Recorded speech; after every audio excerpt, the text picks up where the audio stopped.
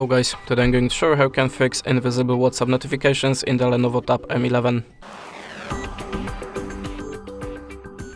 So if you don't see your WhatsApp alerts, always start from the checking the DND mode. So open the top menu and check that you have this moon icon deactivated, like here.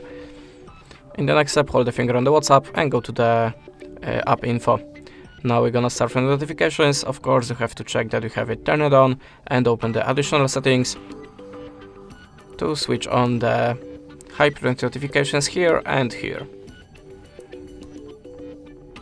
In the next step, let's open the mobile data in LAN and go to the app settings. Oh, sorry, my bad. We have to open the storage and cache, but remember to make the backup of your messages before. Choose the clear storage and tap on the delete. After that, log in again to the WhatsApp and check for your alerts again. If you still don't have it, let's open the general settings, open the reset options and select LAN and Bluetooth.